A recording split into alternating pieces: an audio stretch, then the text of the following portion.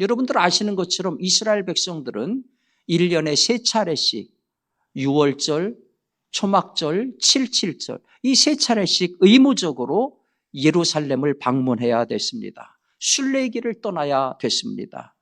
이스라엘은 지리적으로 보면 광야가 많습니다. 구릉이 많습니다. 산들이 많습니다.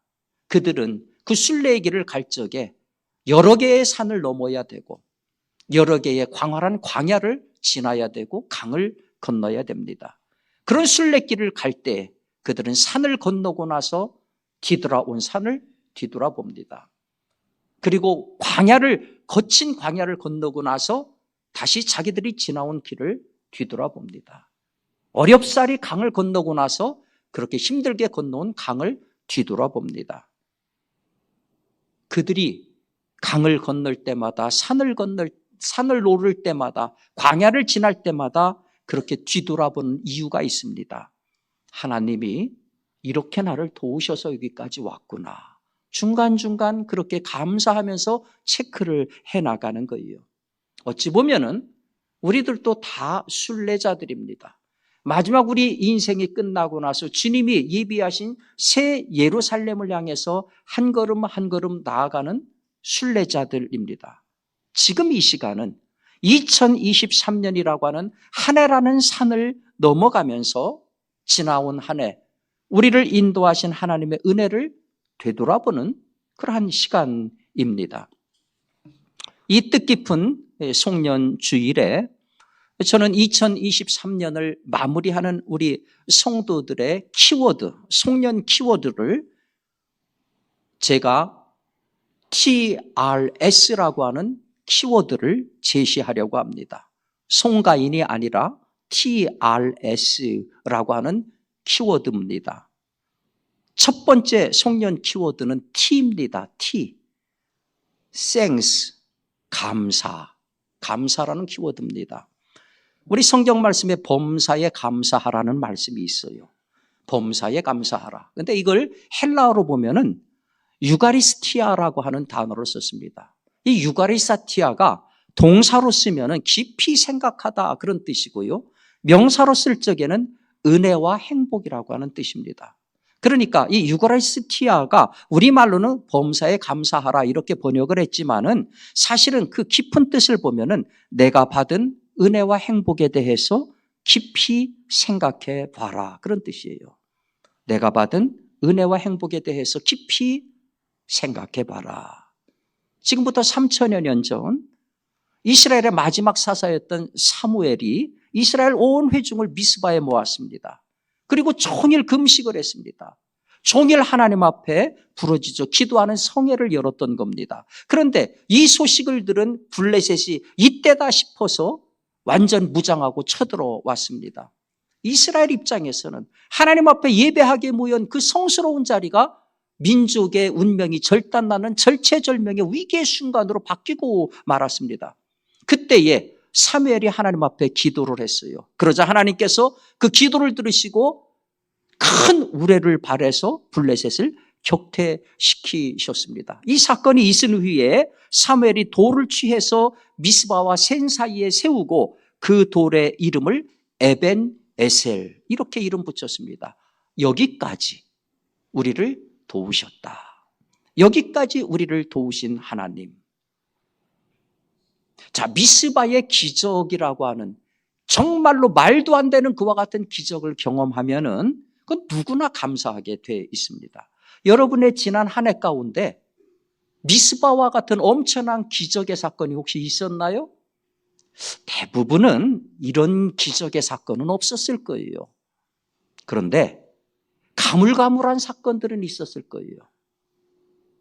내가 기도했는데 기도한 대로 이루어진 것도 있을 거고, 내가 목표를 세웠는데 목표한 대로 차근차근 이루어진 것도 있을 거고, 또 어떤 것은 나는 원했는데 전혀 원치 않은 방향으로 됐고 그때는 굉장히 섭섭하고 괴로웠는데 나중에 시간이 지난 다음에 보니까 오히려 그것이 나에게 더 선이 되었던 그런 경우도 있을 것입니다. 이런 경우들은 명백하게 감사해야 되는 경우죠. 여러분, 이거는 감사해야 돼. 생각나면 꼭 감사를 하세요. 이 시대가 참 불행한 것 가운데 하나는요, 당연한 감사도 안 하는 사람들이 많아요. 특별히 머리가 좋은 사람들, 뛰어난 사람들일수록 제 잘난 맛에 삽니다. 다 내가 잘해서 이룬 결과예요. 그렇지 않아요. 내 모든 업적을 다 분석해 보면요, 일할 10% 내가 잘한 거고 90%는 그 누군가의 도움이 나를 만든 거예요. 우리가 살면서 힘들어지는 거가 당연한 감사도 못하는 사람들, 그런 사람들이 우리 주위에 많기 때문 아닌가 싶습니다. 그런데 아주 드물지만은 도대체 감사하고는 상관이 없는 정반대의 상황인데 오히려 괴로워하고 분노해야 되고 저주를 퍼부어야 되는 그런 상황인데 그런데 감사하는 사람들이 있어요. 이런 경우는 매우 매우 드물어요. 그리고 그런 얘기들은 우리한테 큰 감동을 줘요. 벽제의 낙골당에 가면은요, 고인을 생각하면서 편지를 쓰는 장소가 있어요. 그곳에서 쓰여진 편지들을 모아서 책으로 냈는데 그게 바로 눈물의 편지라고 하는 저 책입니다. 저기 보면은 고인을 그리워하면서 충분히 사랑하지 못했던 거, 살아생전 잘해주지 못했던 거, 조금 더 이해해주지 못했던 거, 이런 것들에 대한 후회와 슬픔이 절절히 저 안에 기록이 되어 있습니다. 우리가 큰 사고를 당하거나 난치병에 걸려서 사경을 헤맸던 분들을 보면 한결같이 하는 말이 있어요. 살아있는 것 자체가 얼마나 감사한 일인지 모른다. 그렇습니다. 좋은 일로 감사하거나 슬픈 일로 낭망하는 것은요, 보통의 사람들이 다 하는 일이에요. 그런데 우리 그리스도인들은 특별한 사람들이에요. 아니, 특별하게 살도록 그렇게 요청을 받아요. 그러한 경험이 없어도, 극단적인 경험이 없어도 모든 일에 감사하고, 슬픈 일이 있어도 감사하도록 그렇게 주님은 우리에게 가르쳐 주세요. 우리가 그런 사람이에요. 먼저 예수로 인해서 내가 구원받았다. 그래서 감사하는 사람들이 있잖아요. 이렇게 살아있는 것 감사하는 사람들이에요. 여기 나와서 내 발로 하나님 앞에 예배할 수 있음이 감사한 사람들이고, 매 주일마다 내 옆에 함께 예배드릴 수 있는 사람이 있음이 감사한 일이고, 비록 원치 않는 괴로운 힘든 일도 있지만은 모든 일을 합력해서 선으로 이끄시는 그 하나님을 믿고 감사하는 것이 우리 그리스도인들입니다. 그래서 우리가 2023년 한 해를 마감하는 우리 성도들의 송년의 첫 번째 키워드는 감사인 것이지요. 감사에 이어서 올 한 해를 마감하는 두 번째 송년의 키워드는 R입니다. R, 리커넥션, 관계 회복이라는 거예요. 관계 회복. 여러분 아시는 것처럼 이스라엘 민족이 40년 광야 생활을 하는 동안에 성경에 정확하게 기록되어 있는 것만 10번 하나님 앞에 불평, 불만을 토로를 했어요. 막 출발해서 홍해가 앞에 가로막혔을 때 불평, 불만을 토로하기 시작해서 마라에서도 신광야에서도 르비딤에서도 바란 광야에서도 마지막 호르산에서도 하나님 앞에 불평, 불만을 쏟아냈습니다. 물이 없어도 불평불만했고 조금만 불편해도 불평불만했고 먹을 것이 없어도 먹을 것 줬는데도 고기 없다고 불평불만을 했습니다. 거기다가 이들이 어렵사리 가나안 땅으로 들어갔을 적에 이 공동체가 하나가 되지 못했어요. 아주 분열이 심각했습니다. 그 분열 가운데 하나가 뭡니까? 11지파가 하나가 돼가지고 베냐민 지파를 몰살시켜버린 거예요. 동족상장도 그런 동족상장이 없습니다. 베냐민 지파에 남아있는 사람이 장정 600명밖에 없었어요. 정말 기가 막힌 일 아니겠습니까? 거기다가 400년 동안을 사사시대로, 왕국이 아닌 사사시대로 지냈는데 많은 사사들이 권력을 독점하고 그 권력을 자손들한테 주었어요. 그러다 보니까 민심이 흉흉해지기 시작했던 겁니다. 완벽하게 국론이 분열된 시기였습니다. 그런데 그런 상황에서 미스바에 모였는데 블레셋이 침공에 들어온 거예요. 그 위기의 순간에 분열되어 있던 이스라엘이 어떤 반응을 보였는지 아십니까? 8절에 이런 말씀이 있어요. 이스라엘 자손이 사무엘에게 이르되 당신은 우리를 위하여 우리 하나님 여호와께 쉬지 말고 부르짖어 우리를 블레셋 사람들의 손에서 구원하게 하소서. 자, 분열되어 있던 사람들이 놀랍게도 위기의 순간 하나가 되더라는 거예요. 아마도 제가 생각할 적에 블레셋이 침공에 들어왔을 적에 이스라엘이 자기를 봤을 거예요. 아하, 우리는 죽었다. 우리 힘으로는 죽었다 깨나도 저들을 이겨낼 수가 없다. 당연하지요. 여러분, 블레셋 많이 세계사 시간에 배웠지요. 세계 역사상 처음으로 철기 문화를 만들어낸 게 블레셋입니다. 당시 이스라엘은 청동기 문화였어요. 전쟁할 적에 이스라엘은 철로 된 검이 2자루밖에 없었어요. 예? 아니, 전쟁하는데 철로 된 검이 왕과 자기 아들 2사람밖에 없어요. 사울과 그의 아들밖에 검이 없었어요. 나머지는 쇠사랑 들고 싸웠던 거예요. 청동기로 만든 쇠사랑 들고 싸웠던 거예요. 이길 수가 없죠. 거기다가 블레셋은 중앙집권적 왕정체제입니다. 강력한 통제, 하나가 되어 있었는데 여기는 지도자가 없어요. 위기 때에 내가 지도자다. 이게 사사입니다. 함께 모여라. 그래가지고 싸우는 거예요. 여기는 강력한 군대가 있습니다. 여기는 농사 짓는 사람들이 전쟁 나면 소사랑 들고 나오는 민병대입니다. 싸울 수가 없어요. 이길 수가 없어요. 도저히 이길 수가 없구나. 우리를 구원할 분은 하나님밖에 없구나. 이스라엘 보면은 10번씩이나 하나님 앞에서 배반하고 불평불만하고 참 하나님 앞에 미안한 구석이 많은 사람들이에요. 그런데 살기 위해서 과감하게 용기를 내더라는 거예요. 저는 이들의 모습을 보면서 우리에게 참 많은 시사점을 준다는 생각이 들어요. 우리는 위로 하나님을 모시고 사는데 우리가 하나님 앞에 미안한 게 많은 사람들이잖아요. 그러니까 예배에 모일 때마다 교회는 전통적으로 키리시 엘레이손, 주여 우리를 불쌍히 여기소서 참회의 기도를 드리면서 시작을 했습니다. 우리는 옆으로는 사람들하고 같이 살아가요. 그런데 이 인간관계가 쉽지 않아요. 살아가면서 크고 작은 일에 상처를 주고 상처를 받아요. 가장 가까운 남편과 아내, 그리고 부모와 자식, 직장 상사와 동료, 그리고 교회 성도들 안에 이런 일들이 비일비재하게 나타납니다. 상처는 주기도 하고 받기도 해요. 먼저 내가 다른 사람에게 상처를 입히는 경우가 있어요. 실수로 그렇게 하기도 하고 작심하고 그렇게 하기도 합니다. 그런데 뭐가 됐든 한 해를 넘기기 전에 꼭 중요한 게 뭐겠어요? 사과하는 거예요. 용서를 비는 거예요. 사람들이 이거 잘 못해요. 미안합니다. 이 말을 잘 못해요. 특별히 지위가 높은 사람, 나이가 많이 드신 분들일수록 이걸 잘 못한다고 그래요. 그거 하면 자존심 상한다고 생각한다는 거죠. 잘못 알고 있는 거예요. 미안할 때에 미안하다고 말하는 것이 진짜 어른입니다. 2006년에 미국 일리노이 주립대 병원에서 종양외과장인 다스국타라는 사람이 일생 최대 위기를 맞았어요. 왜 그러냐면 환자의 9번째 갈비뼈에서 떼어내야 될 조직을 8번째에서 떼어낸 겁니다. 이 사람이 40년 위대한 이 의사의 경력을 쌓아있던 사람이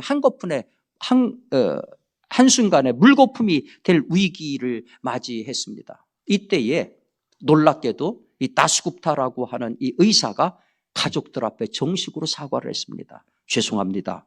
제가 환자분에게 큰 실수를 저질렀습니다. 어떤 변명도 저는 할 수가 없습니다.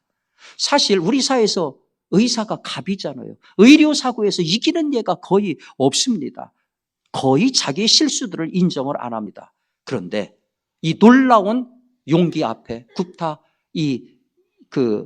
가족들이 이런 반응을 보였어요. 선생님이 이렇게 저에게 사과하시니까 그동안 쌓였던 분노가 눈 녹듯 사라졌습니다. 그러면서 그때 소송을 걸었으면 수억의 돈을 받을 수도 있는데 이들이 소송을 하지 않았어요. 이 일이 2008년에 뉴욕 타임스에 게재되면서 굽타 박사라는 사람은 물론이고 병원의 신뢰도도 높아졌다고 합니다. 여러분, 진심이 깃들인 사과는요, 강력한 힘이 있습니다. 누군가에게 상처를 주었다. 그러면은 이 해가 지나기 전에 할 일이 딱 하나 있어요. 용기를 내어서 말씀하십시오. 미안합니다. 죄송합니다. 다른 하나는 내가 피해를 입는 경우예요. 누구에게인가 억울하게 상처를 입으면 참 마음이 불편해요. 막 복수를 하고 싶어요. 특별히 우리 성도들 같은 경우는 원수도 사랑하라고 배웠기 때문에 그렇게 용서하지 못하는 자신으로 인해서 더 고통스러운 거예요. 가장 끔찍한 감옥은 용서하지 못하는 마음과 영혼이다. 그런 말이 있는데 우리 그리스도인들이 그 감옥에 자주 갇혀요. 왜? 가르침대로 못 사니까. 요한 아놀드라고 하는 사람이 지은 용서, 잃어버린 기술이라고 하는 책이 있어요.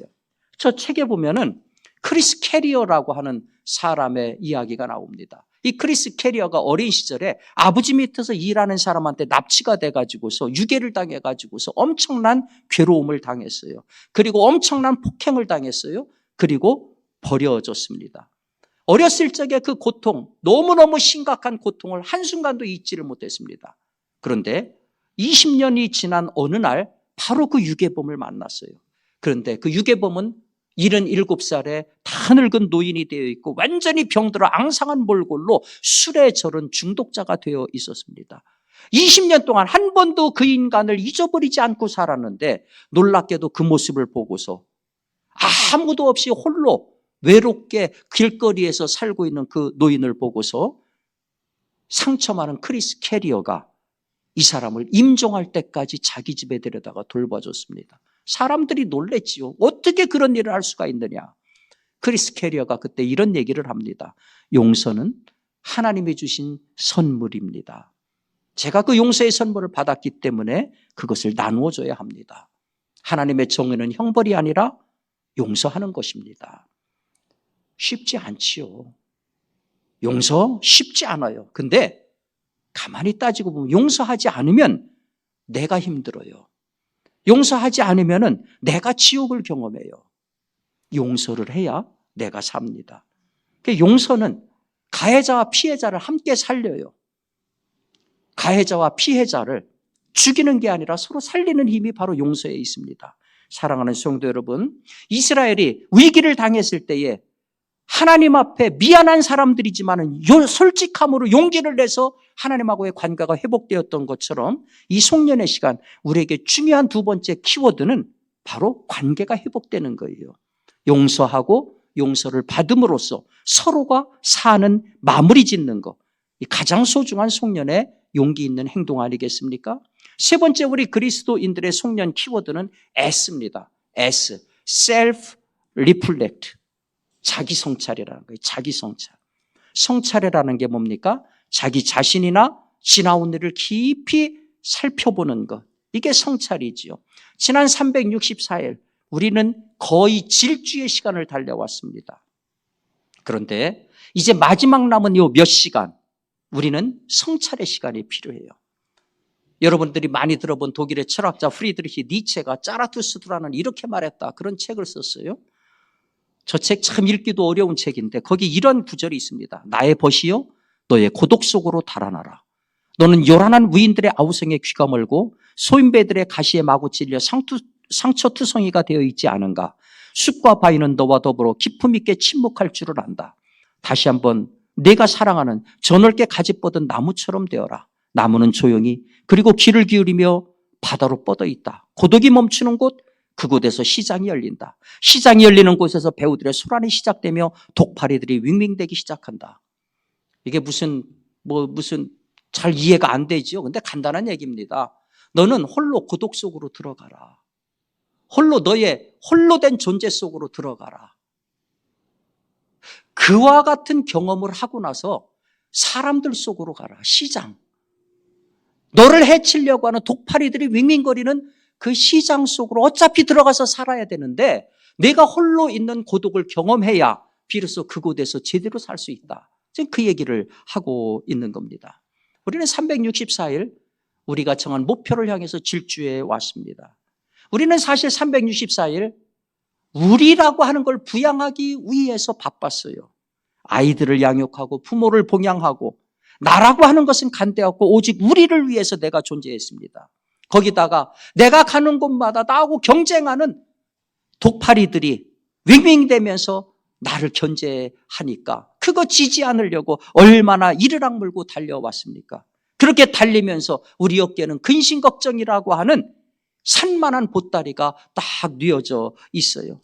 그리고 지지 않고 열심히 달려가는 우리 귓가에는 계속해서 불안하고 번민하고 이런 소음들이 계속 들리는 거예요. 그러다 보니까 우리가 하나님을 믿는다고 하면서도 정작 세미하게 말씀하시는 하나님의 음성은 못 듣는 거죠.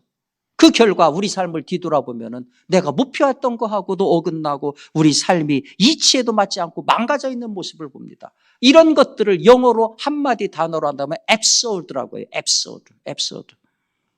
근데 여러분 재미난 거고요. 이 absurd라고 하는 거가 라틴어 스루두스라고 하는 라틴어에서 이 기원한다는데, 저 스루두스가 무슨 뜻이냐면은 귀가 멀었다는 뜻이에요.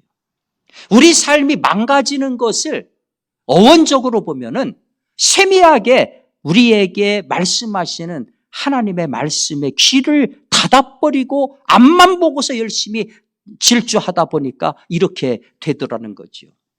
이제 이 마지막 시간 우리의 과제는 멈춰 서는 겁니다. 마지막 시간 우리의 과제는 우리로부터 떨어져서 나 홀로 서는 겁니다. 이스라엘 백성들이 사무엘에게 와서 하나님 앞에 기도해 주십시오 할 적에 사무엘이 홀로 예배를 드렸습니다. 예배는 제사장의 특권입니다. 다시 말해서 홀로 하나님 앞에 섰던 거예요. 홀로 하나님 앞에 예배했을 적에 이스라엘 전체의 구원이라고 하는 역사가 일어났습니다. 이 원리는 놀랍게도 신앙의 선배들에서 공통으로 발견이 됩니다. 여러분들, 모세가 그렇게 위대한 인물이 될 수 있었던 것은 뭡니까? 자기의 존재 이유를 찾을 수 있었던 것은 홀로 호렙산에 하나님 앞에 섰을 때 그게 가능했습니다. 우리가 잘 아는 사도 바울이 그렇게 위대한 인물이 될 수 있었던 것이 뭡니까? 그가 다메섹에서 예수 그리스도를 만난 다음에 우리 가운데 들어가지 않고 홀로 아라비아 사막으로 가서 3년 동안 하나님하고 독대하는 시간을 가졌기 때문입니다. 예수 그리스도께서 그 찬란한 영광의 능력을 행사할 수 있었던 것이 뭡니까? 매일처럼 홀로 한적한 곳에 가서 하나님하고 단독자로 만났기 때문입니다. 이제 우리 남은 시간이 별로 없습니다. 지금 우리가 해야 될 일은 홀로 고독의 시간으로 단독자로 서는 것입니다. 홀로 골방으로 들어가서 하나님 앞에 홀로 서는 것입니다. 홀로 하나님 앞에 서는 경험이 제대로 있어야 그 다음에 우리가 우리 속으로 나아갈 수 있습니다. 다른 사람하고 제대로 살 수 있습니다. 홀로 하나님 앞에 서는 것, 이것이 2023년 송년을 맞는 그리스도인들의 세 번째 키워드입니다. 사랑하는 성도 여러분, 우리 주변을 보면은 시간이 가는데도 변하지 않는 분들이 있어요. 나이를 먹어가는데도 성숙하고 거리가 먼 분들이 있어요. 보면은 그런 분들을 볼 적에 항상 느낌이 뭐냐면은 저분은 계속 제자리를 맴돈다, 그런 느낌이 들어요. 이걸 가리켜서 윤형방황이라고 합니다. 윤형방황. 똑같은 자리에서 똑같은 성품으로 항상 방황하는 것, 이게 윤형방황이에요. 좋은 얘기 아니잖아요. 고집스럽고 미숙하다는 얘기입니다. 벗어나야지요. 정리할 때는 정리해야 되고 벗어날 때는 벗어나야 되고 홀로 있을 때는 홀로 있어야 됩니다. 지금은 어느 때입니까? 지나온 날들을 보면서 감사할 때입니다. 지금은 어느 때입니까? 지나온 1년을 돌아보면서 하나님하고의 관계, 사람하고의 관계를 정리하고 회복할 때입니다. 지금은 어느 때입니까? 지난 1년을 돌아보면서 홀로 고독 속으로 들어가서 하나님 앞에서 나를 성찰할 때입니다. 우리가 2023년 한 해가 지는 서쪽에 제대로 서면 하나님은 2024년 새해의 찬란한 희망을 안고 동쪽에서 우리에게 다가오실 것입니다.